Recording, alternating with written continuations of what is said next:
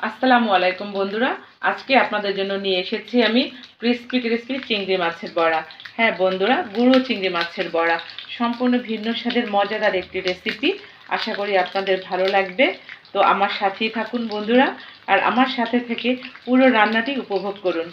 এই চিংড়ির বড়া তৈরি করতে আমার যা যা লাগছে, এখানে আমি কিছু চিংড়ি মাছ নিয়েছি। চিংড়ি মাছটাকে আমি বেটে বা আপনারা ব্লেন্ডারও করে নিতে পারেন। আর লাগছে খেসারি আর মসুরির ডাল একত্রে ভিজিয়ে রেখে বেটে নিয়েছি। লাগছে পেঁয়াজ কুচি, মরিচ কুচি, আদা রসুন পেস্ট, চালের গুঁড়া, ধনে পাতা, হলুদের গুঁড়ো, মরিচের গুঁড়ো, লবণ, ভাজা জিরার গুঁড়া, আর লাগছে চাট মশলা, আর তেল লাগছে ভাজার জন্য। তো চলুন বন্ধুরা, আমরা প্রথমে সব উপকরণগুলো একত্রে মাখিয়ে নেই।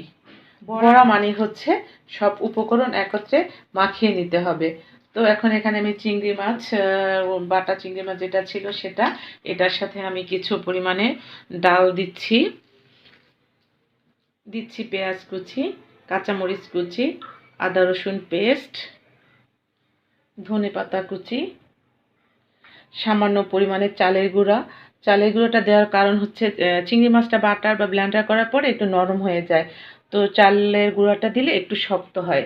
লাগবে লবণ সামান্য পরিমাণে, হলুদের গুঁড়ো সামান্য পরিমাণে, মরিচের গুঁড়োটা হচ্ছে আপনাদের স্বাদের উপর নির্ভর করে। আপনারা যদি ঝাল পছন্দ করেন সেইভাবে আপনারা দিবেন।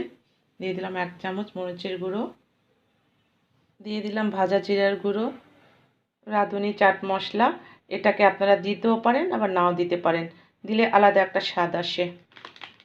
আমি সামান্য পরিমাণে দিয়ে দিচ্ছি। এখন সবগুলো উপকরণ ভালো করে মেখে নিতে হবে।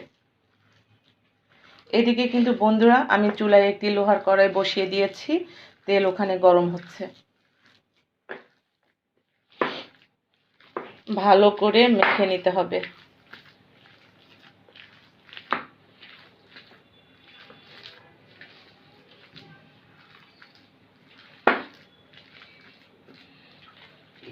লবণটা চেখে নেই, ঠিক মতোই আছে।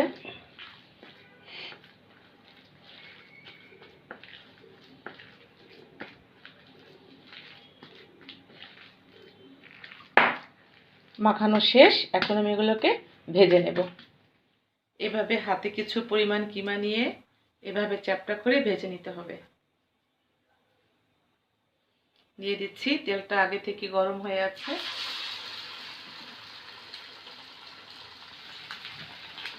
হালকা বাদামি করে ভেজে নিতে হবে। এটা অনেকটা যে আমরা যেভাবে পেঁয়াজু খাই বা সবজির বড়া যেরকম, ঠিক সেরকমই। খুবই অল্প সময়ে পাকোড়াটি তৈরি করা যায়। বাসায় আগে থেকে যদি আপনার ফ্রিজে কিমা করা থাকে এই চিংড়ি মাছগুলো, তো সেক্ষেত্রে যে কোনো গেস্ট আসলে সাথে সাথে আপনি এগুলো করে দিতে পারেন। খুব সহজেই অল্প সময়ে করা যায়। তো বন্ধুরা, বাসায় কিন্তু আপনারা অবশ্যই একবার ট্রাই করবেন, কেমন হয় সেটাও আমাকে জানাবেন।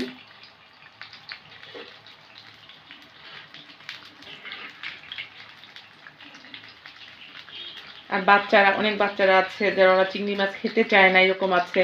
তো ওদের জন্য আপনি এভাবে কিমা করে বড়া করে দিতে পারেন। বন্ধুরা, আমার এই রেসিপিটি যদি আপনাদের ভালো লাগে তাহলে অবশ্যই আমার চ্যানেলটি সাবস্ক্রাইব করুন, লাইক কমেন্ট শেয়ার করে আমার পাশে থাকুন। আর বেল বাটনটি অবশ্যই ক্লিক করবেন, যাতে করে নতুন নতুন ভিডিও দেওয়া মাত্রই আপনারা নোটিফিকেশন পেয়ে যান। তো এই ছিল আজকে আমার রেসিপি, গুঁড়ো চিংড়ির বড়া, ক্রিস্পি বড়া। তো আশা করি সবাই ভালো থাকবেন। সবাইকে শুভেচ্ছা। আল্লাহ হাফেজ।